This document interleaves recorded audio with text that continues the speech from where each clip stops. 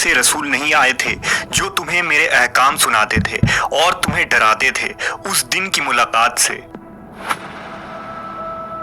ये आयत इस बात की वाज़ेह दलील है कि जिस तरह बनी नूह इंसान में पैगंबर माबूस किए गए, उसी तरह कौम जिन्नात में भी उन्हीं में से नबी भेजे गए थे। जिन्नात को आग के शोलों से पैदा किया गया। जिन्नात इल्म अदराक और सही और गलत में फ़र्क करने की सलाहियत रखते हैं। जिन्नातों को इंसानों की तरह अहकाम और फ़राइज़ दिए गए हैं और वो एक ख़ास शरीयत पर चलते हैं। इंसानों की तरह ही उनका भी जज़ा और सज़ा और हिसाब किताब होना है और उनमें एक ग्रोह मोमिन जबकि दूसरा ग्रोह काफिर है। हज़रत आदम अलैहिस्सलाम की पैदाइश से 40,000 साल कबल अबू अल जिन्नात समूम को पैदा फरमाया गया। समूम तमाम जिन्नातों का बाप कहलाया। अल्लाह ने उसे आग के शोलों से पैदा फरमाया था, जबकि कुछ उलमा ने लिखा कि सबसे पहले जिन का नाम मारिश था। जब उसे पैदा फरमाया गया तो अल्लाह ने कहा, ए अबू अल जिन, क्या तेरी कोई आरजू है? उसने कहा, मेरी तमन्ना ये है कि हम सबको देख सकें लेकिन हमें कोई ना देखे और मेरी नस्ल के हर जिन्नात हमेशा जवान रहें। अल्लाह ने उसकी ये तमन्ना पूरी फरमा दी। लिहाजा जिन्नात हर मखलूक को देख लेते हैं लेकिन दूसरे लोग उन्हें नहीं देख सकते, और जब वो मरते हैं तो जमीन में गायब हो जाते हैं और उनका बूढ़ा भी जवान होकर मरता है, यानी उन्हें बच्चे की तरह कम उम्री में लौटा दिया जाता है। फिर अल्लाह ने उसकी बीवी मर्जा को पैदा फरमाया। उन दोनों के ताल्लुक से एक लड़का और एक लड़की की पैदाइश हुई। कुछ अरसा बाद उनके भी लड़के और लड़कियां हुई। इस तरह उनकी तादाद बढ़ती चली गई और वो 70,000 के करीब हो गए। लिहाजा अल्लाह ने उन पर कानून नाफिज कर दिया और फिर वो जोड़ों, खानदानों और कबीलों की शक्ल में रहने लगे। जब जिन्नों की नस्ल में इजाफा हुआ तो अल्लाह ने उन्हें रुतबों के एतबार से जमीन, हवा और पानी में आबाद कर दिया। जब वो जमीन में आबाद हुए तो एक मुद्दत दराज तक अल्लाह की इबादत करते रहे। फिर वक्त गुजरने के साथ उन्होंने अल्लाह की नाफरमानी शुरू कर दी और जमीन में खून खराबा और फसाद फैलाने लगे। उनका एक बादशाह था जिसका नाम यूसुफ था। अल्लाह ने यूसुफ जिन को नबूवत के ओहदे पर फाइज किया ताकि कौम जिन्नात को हिदायत मिले। ये जिन्नों के कौम में भेजे गए पहले नबी थे। जब उन्होंने अपने कौम को दावत हक दिया तो जिन्हों ने उन्हें कत्ल कर डाला। लिहाजा अल्लाह ने बतौर सजा दूसरे आसमान के फरिश्तों का एक लश्कर भेजा।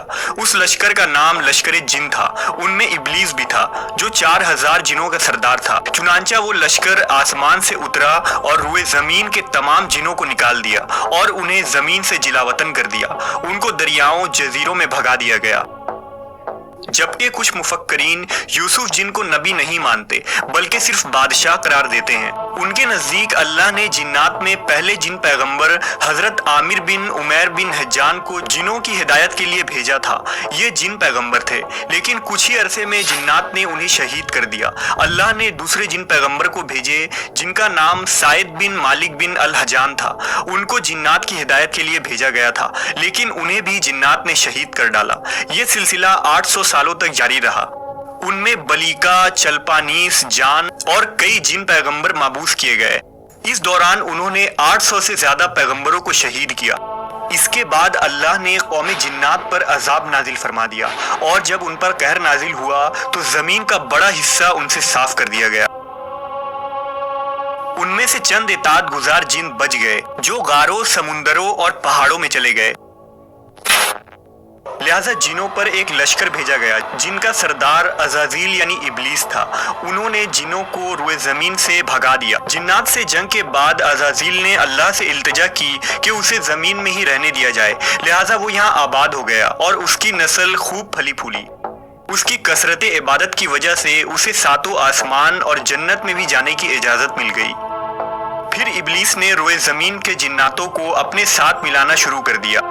जिन्नात के 4 कबीलों ने इब्लीस के हाथों पर बैत कर ली जिनका नाम खन, दाम, मुमताज और मरामस था। जबकि जिन्नातों के 2 कबीलों ने इब्लीस के रास्ते पर चलने से इनकार कर दिया जिसका नाम बिस्मिल्लाह और जाफर था।